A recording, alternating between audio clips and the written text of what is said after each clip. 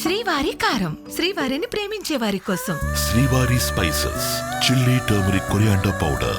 శ్రీవారి కారం, శ్రీవారిని ప్రేమించే వారి కోసం. హాయ్ ఎవ్రీవన్, అండ్ నేను అందరికీ థ్యాంక్స్ చెప్పాలనుకుంటున్నా. నాకు ఓటు వేసిన ప్రతి ఒక్కరికి, ప్రతి ఊరు నుంచి, ప్రతి రాష్ట్రం నుంచి, ప్రతి స్టేట్ నుంచి, అండ్ ఇండియాలోనే కాదు బయట నుంచి కూడా నాకు చాలా సపోర్ట్ వచ్చిందని అర్థమైంది. అందరికీ పేరు పేరు చెప్పిన థ్యాంక్ యూ సో మచ్.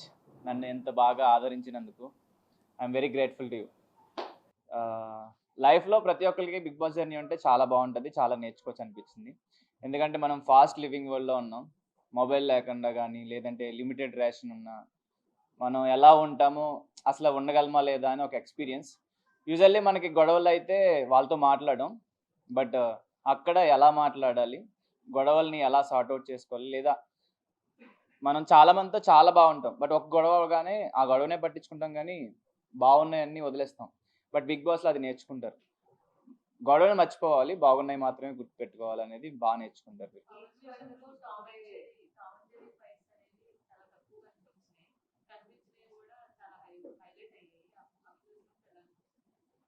అంటే ఏం హైలైట్ అయినాయో నాకు నిజంగా ఐడియా లేదు, ఎందుకంటే నేను ఇంకా అదేం చూడలేదు. సో హౌస్లో ఉన్నంతసేపు చాలా బాగుండేది, అంటే అందరితో సరదాగా ఉండే. ఎందుకంటే నేను కుకింగ్ డిపార్ట్మెంట్లో ఉండడం వల్ల ప్రతి ఒక్కరు ఫుడ్ నా దగ్గర నుంచే తీసుకోవాలి. సో ఫన్నీగా ఉండేది, సరదాగా ఉండేది. యాక్చువల్ నాకు పేషెన్స్ ఎక్కువే, బట్ అక్కడికి వెళ్ళిన తర్వాత ఇంకా ఎక్కువ పేషెన్స్ నేర్చుకున్నా. అండ్ మెయిన్ ఈరోజు ఒక గొడవ అయితే ఆ గొడవని నాకు కొంచెం యాక్చువల్లీ ఆ జోన్లో ఉండిపోతామాట. వెళ్తే నాకు గొడవ అయింది, వెళ్తే వాళ్ళు వచ్చి సారీ చెప్తే కానీ నేను మాట్లాడనమాట. బట్ మన అనుకున్నప్పుడు వాళ్ళది తప్పున్నా మనది తప్పున్నా మనం వెళ్ళి సారీ చెప్పి, అంటే ఓకే నీదే తప్పైనా నాదే తప్పైనా నేను నీకు సారీ చెప్పాలనుకుంటున్నాను, సో గొడవని మర్చిపోయి బాగుందాం అనేది బాగా నేర్చుకున్నమాట. మెయిన్ అది రీతోననే కాదు, నాకు యాక్చువల్లీ ఎవరితో గొడవ అవ్వలేదు, ఎందుకంటే అందరూ నాతో బాగుండేవారు. సో రీతుకి నాకు ఏంటంటే చిన్న చిన్నవే మిస్అండర్స్టాండింగ్స్, గొడవలేమి కాదు. ఇంకా చెప్పాలంటే అలుగుతారు కదా, అలా చిన్నపిల్లలాగా అలగడం వల్ల అలా ఉండేది, అంతకుమించి గొడవలు ఏం లేవు.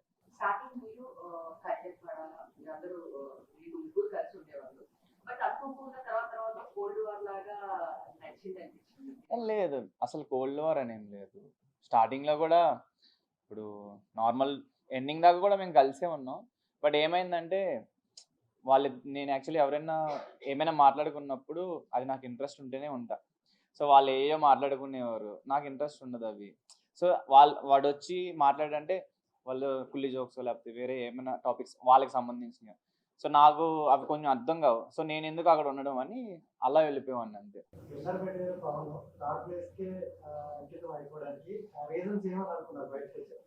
రీజన్స్ అంటే నాకు కొంచెం మొఖమాటం ఎక్కువ. సో ఆ మొఖమాటం వల్ల స్టార్టింగ్లో నేను అంత బాగా మాట్లాడలేదు. బట్ ఇలానే ఉంటే కాదు, మనం వచ్చింది దేనికి అంటే అది మనుషులు కూడా బాగా అలవాటయ్యారు. అంటే వాళ్ళని చూసి వీళ్ళని చూసి ఓకే వీళ్ళకి మొక్కమాట పడట్లేదు అండ్ స్టార్టింగ్లో మనం ఎవరి మీద కొత్తల మీద జోక్ వేస్తే వాళ్ళు తీసుకోలేరు. సరదాగా ఉన్నా సరే వాళ్ళు ఎలా తీసుకుంటారని నా భయం. బట్ అలా వీక్స్ పాస్ అయ్యే కొద్దీ ఆ బాండ్ ఫామ్ అవ్వడం, వాళ్ళు నా మీద జోక్స్ వేయడం, ఓకే నేను కూడా ఇలా ఉండొచ్చు అని లేటర్ నాకు అలవాటు అయింది అన్నమాట.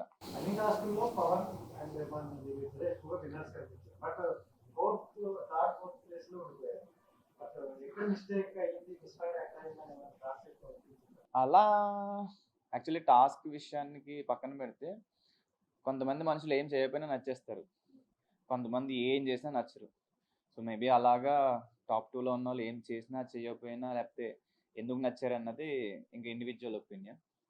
మేబీ ఇప్పుడున్న నా జర్నీలో మేబీ నేను 3rd పొజిషన్కి నచ్చినట్టున్నాను అంతే. యా,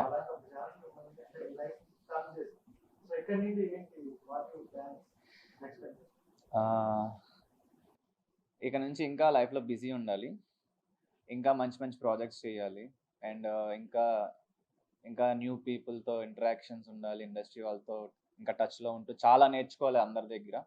అండ్ హౌస్లో చాలామంది పరిచయం అయ్యారు, వాళ్ళందరూ మంచి పొజిషన్లో ఉన్నవాళ్ళు.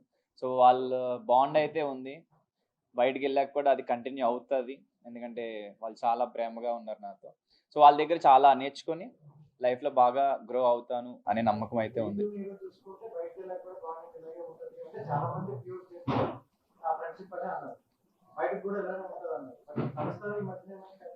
కలుస్తాం 100%. ఇప్పుడు ఒక బాండ్ ఫామ్ అయిందంటే లోపల అంత స్ట్రాంగ్గా ఉందంటే బయట కూడా అలానే ఉంటుంది. ఒకసారి నాకు ఫ్రెండ్ అనుకుంటే ఫ్రెండ్ అనే అనుకుంటా ఎప్పటికీ. లిమిటెడే ఉంటారు. అంటే నేను పరిచయం ఉన్న తిరిగేదం అయితే లిమిటెడ్ ఫ్రెండ్స్తోనే. First of all starting week కొంచెం సెలబ్రిటీస్ అని ఉండే కానీ అసలు ఓపెన్గా చెప్పాలంటే 2 days లేకపోతే 1 week తర్వాత ఆ ఫీలింగే లేదు. ఎందుకంటే మీరు అబ్జర్వ్ చేశారో లేదో స్టార్టింగ్ నుంచి నాతో అందరూ బాగానే ఉన్నారు. ఇంకా చెప్పాలంటే స్టార్టింగ్ 2 weeks 3 weeks నన్ను అందరూ పిలిచేవారు, అందరూ నాతో మాట్లాడేవారు. తర్వాత కెప్టెన్సీ టాస్క్లో గొడవలు రావడం, సపోర్టింగ్ పెట్టిన అప్పుడు డివైడ్ అయ్యారు. స్టార్టింగ్ అందరితో మాట్లాడేవారు. బట్ ఎప్పుడైతే సపోర్టింగ్ టాస్క్లు వచ్చినాయో అప్పుడు ఓకే మనకి ఎవరి దగ్గర అయితే కంఫర్టబుల్ అనిపిస్తుందో వాళ్ళతో ఎక్కువ ఉండడం.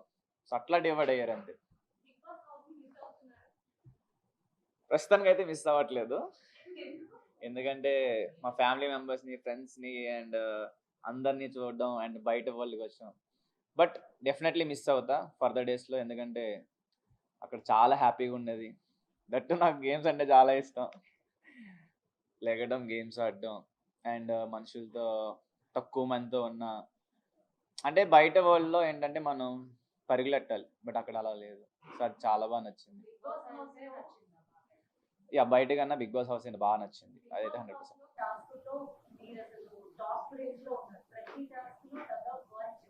ఎస్.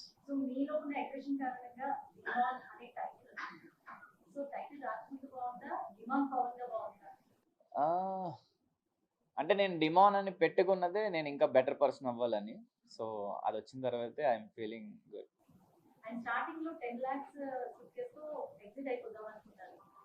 అంటే ఒక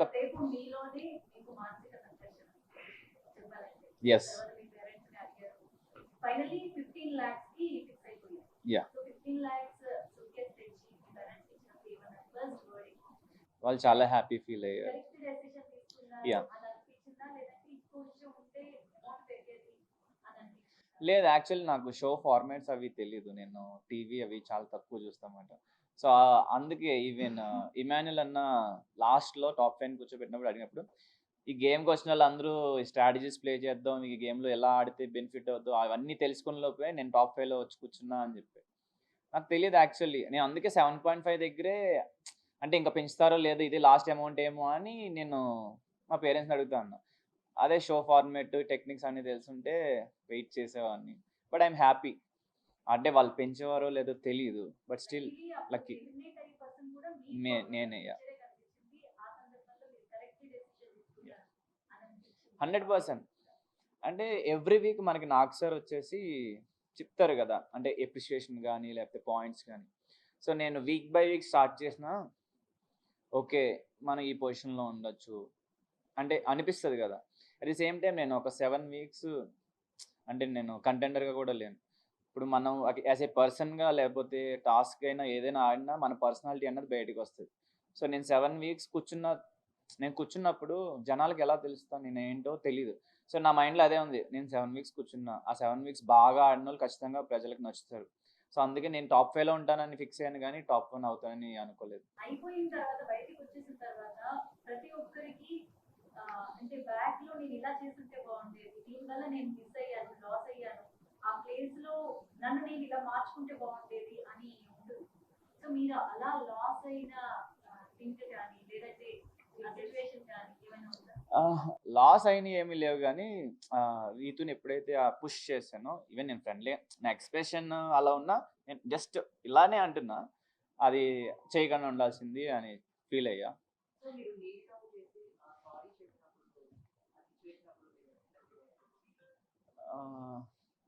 తప్పు తెలిసి చేసినా తెలియక చేసినా మనం రెస్పాన్సిబిలిటీ అయితే తీసుకోవాలి. సో ఐఎమ్ హ్యాపీ, ఎందుకంటే అది తప్పు, సారీ చెప్పాను. సో మీరు బయటకు వచ్చేసిన తర్వాత గేమ్ బాగా ఆడారు, కామెడీ బాగా కనిపించింది, డెమాన్ అనేది అందరూ అంటున్నారు. అప్పటి వరకు కామెడీ అనేది కనిపించలేదు, ఎప్పుడైతే బయటకు వచ్చేసారో అప్పటి నుంచి కామెడీ సెన్స్ బాగుంది. కానీ ఫస్ట్ నుంచి అట్లా ఉంటే ఇంకా బాగుండేదేమో అనేది చాలా బయట అనిపిస్తుంది. యాక్చువల్లీ నేను స్టార్టింగ్లో కూడా కొంచెం జోవియల్గానే ఉన్నాయి అందరితో. కాకపోతే నేను ఎప్పుడు అంటే ఎట్లా ఉండేదంటే నేను వేసిన జోకుల గురించి ఎప్పుడు మాట్లాడలా, ఈవెన్ వీకెండ్లో కూడా. మేబీ అంటే అంత 1 అవర్లో అంత చూపించట్లేదేమో, నా జోక్స్ వెళ్ళట్లేదేమో మేబీ అట్లా అనుకొని. అండ్ నెక్స్ట్ వచ్చేసి ఎప్పుడు జోకులు తగ్గిపోయినాయి అంటే కెప్టెన్సీ టాస్క్లో గొడవ అయిన తర్వాత నేను కూడా ఏంటి నాకు ఎవరు సపోర్ట్ చేయట్లేదు, ఏంటి నన్ను ఎవరు కంటెండర్షిప్లోకి తీసుకోవట్లేదు. సో నాలో నేను కొంచెం బాధపడ్డా. అలా 3 వీక్స్ అలా డౌన్ అయ్యా. మళ్ళీ మధ్యలో ఈ గొడవ, ఫైర్ స్టామ్స్ రావడం, వాళ్ళు వచ్చి వేరే చెప్పడం. సో మనకి వేరే వాళ్ళు ఏదో చెప్పినప్పుడు ఆబ్వియస్లీ మనం ఆలోచిస్తాం కదా, అంటే మనం చూసేది బయటకు వెళ్తుంది ఏంటి, అలా డౌన్ అయ్యా. తర్వాత రీతు వెళ్ళిపోయిన తర్వాత అప్పుడు అందరూ నాతోనూ మాట్లాడేవారు. నేను ఇంకా ఓకే ఫినాలే టికెట్ కొట్టలేదు, 12th వీక్ కెప్టెన్ అవ్వలేదు, బాధపడుతూ ఉండకూడదు అని అప్పుడు నేను ఇంకా ఫ్రీ అవ్వడం స్టార్ట్ చేశాను. ఈవెన్ రీతు వెళ్ళిపోయినప్పుడు కూడా ఆబ్వియస్లీ బాధ ఉంటుంది. బట్ మనం అదే బాధ కంటిన్యూ చేస్తే ఏం ఉండదు, ఆ బాధ ఒక్కటే ఉంటుంది. ఈడెవడరా బాధపడుతుందని జనాలు బయటికి పంపించేస్తారు. సో నేను రీతు దగ్గర నేర్చుకున్నది ఏంటంటే, ఇప్పుడు గొడవ అయింది అనుకో, ఆ గొడవ అయిన ఫ్రాక్షన్ ఆఫ్ మినిట్స్కి తన గొడవ మర్చిపోతే నార్మల్ అయిపోద్ది వేరే వాళ్ళ దగ్గరికి వెళ్ళి. అసలు నాకు చాలా కష్టం అది. సో ఓకే మనం బాధపడితే ఏమీ రాదు అని చెప్పి నా రెగ్యులర్ సెల్ఫ్లోకి వచ్చేసా. అది అందరికీ బాగా నచ్చిందని బాధపడింది.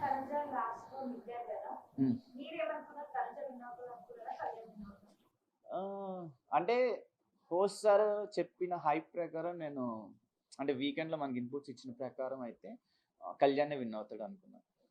ఎందుకంటే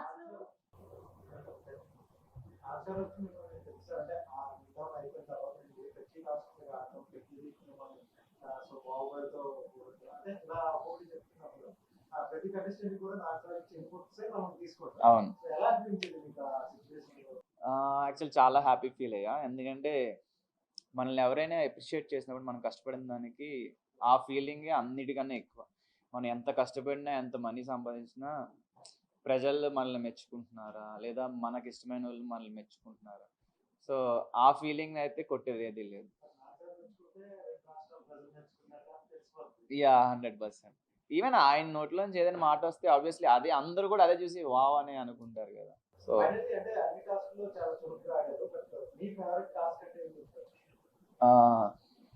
యాక్చువల్ నేను మట్టి టాస్క్ కాదు, నేను శ్రీజ ఎలిమినేట్ అదే అయ్యి మళ్ళీ వచ్చినప్పుడు మేము పిరమిడ్ చేయాలి. సో నేను అప్పుడు ఆ గేమ్లోనే బర్నీ గారిని, ఇమాన్యుల్ని ఇద్దరిని ఒకేసారి హోల్డ్ చేసా, బర్నీ గారిని, నిఖిల్ని ఇద్దరిని ఒకేసారి హోల్డ్ చేసా. అంటే వాళ్ళ పవర్ఫుల్ పీపుల్. నేను వాళ్ళిద్దరిని అంత హోల్డ్ చేసేటప్పటికి చాలా హ్యాపీ అనిపించింది. దాని తర్వాత అక్కడ ఉన్న వాళ్ళందరూ నాకు ఎలివేషన్ ఇచ్చారు, అసలు మామూలుగా ఆడలేదు, నువ్వు ఒక పులి సింహంలా అసలు అని చెప్పారు. అంటే ఆడిన తర్వాత వాళ్ళందరూ అప్రిషియేట్ చేసేటప్పటికి బెస్ట్ మూమెంట్ అనిపించింది. And last but not least kick game ఉంది కదా, ఫస్ట్ టైం నేను కిక్ చేసినప్పుడు అందరూ నవ్వేసుకున్నారు. అంటే నాకు స్లిప్ అయిపోయింది కింద వెట్గా ఉండడం వల్ల. సో మళ్ళీ బిగ్ బాస్ పవన్ గుర్తుందా ఇది అని అడిగారు. బిగ్ బాస్ నేను 7 క్రాస్ చేసి చూపిస్తా అన్న 7.4 కొట్టా. So best moment. యా నేను ఏవీలో చూసాను. ఏవీలో చూసాను, నా ఏవీలో. ఈవెన్ ఆ టైంలోనే తన ఏడ్ చేసి గెటప్ అంటుంది. నాకు స్టార్టింగ్లోనే పట్టేసింది యాక్చువల్లీ. బట్ అది తెలియనివ్వకుండా ఆడుతున్నాను, ఎందుకంటే నేనే లీడ్లో ఉన్నా, అంటే నా వెనకాలే ఉన్నాడు కళ్యాణ్.